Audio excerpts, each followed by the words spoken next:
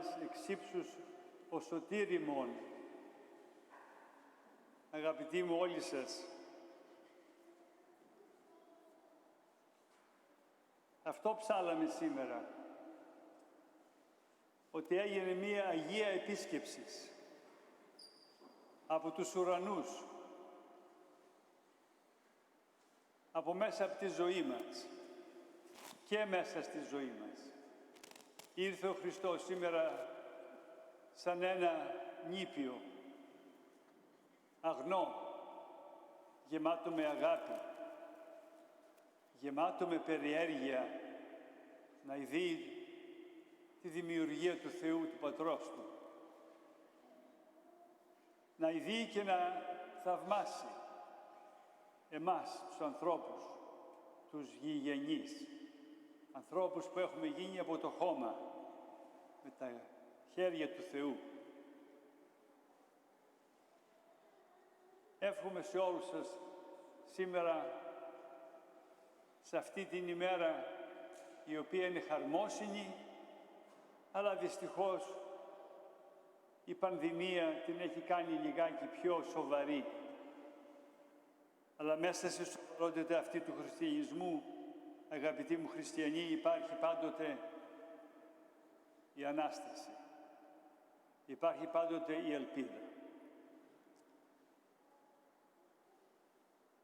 There is no getting around of the fact that Christmas story is about people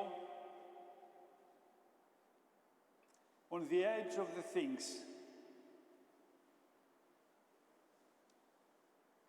Many of those experiences are our experiences in the 21st century. It is a story of people far removed from the levers of power and influence, and so it is not surprising that it is about people at risk, humanity at risk. That's why we celebrate the coming of the Lord in the form of humanity, to take us out of that risk. Luke's Gospel relates to an unchosen journey to a government registration point. Matthew relates fleeing from a village where there has been a massacre. A heavily pregnant woman waiting in line with soldiers pointing weapons. A family on the run, trying not to remember the sight of slaughtered babes. These are painfully familiar things in today's world. Even unto this pandemic, which is addition to what humanity suffers today. But the story is not about how appalling human experience can be. No. The Christmas story announces that within these extreme moments, something is coming to birth that will change everything. Someone. Humanity searches for thousands of years something that it is in front of them and us. God does not change the world by planning or commanding from outside or by force or threat. God shows what is possible by taking the worst we can think of or do and showing even there some deep possibility is always alive. The deep possibility that is God's own unbroken, unconditional love and commitment to this world. This is what we miss in today with this erratic behavior and reaction to the pandemic. To see through the veneer of the world the true intentions of Christ's birth. The strangeness, the shocking quality of our condition can only be shown when it is completely divorced from our usual ideas of power and influence.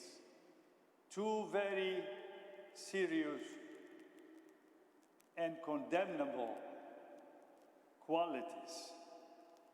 Christmas reminds us that we're usually looking in the wrong place for hope, for radical change. Change comes from the edges, from people who are habitually thought of as helpless or unimportant because they know the emptiness of struggling for advantage and status.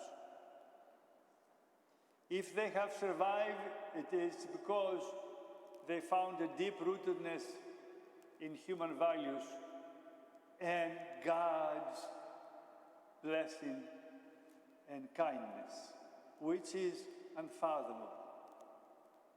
Visions of others are those of the anxious and powerful.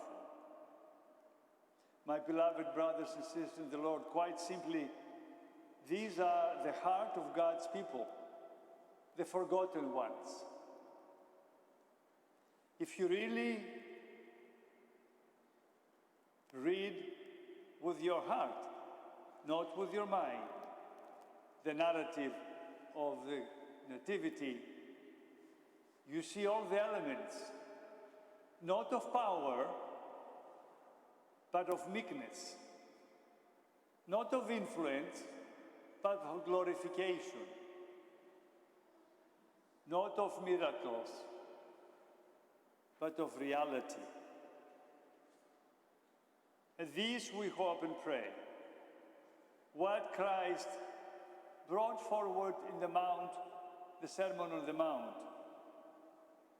we hope and pray that each and every one of us, believing that we can make the deepest kind of change in front of the baby Jesus, not to adore him only, but also to seek him in everyone else around us. Just as in Bethlehem, 2,000 years ago, we are where the change starts. The change starts from your souls, and now we can be the real angels, proclaiming God's unbroken promise to all those who live according to the society unimportant lives in the edges of our society. May this become truly a reality now in our hearts and then to the whole world.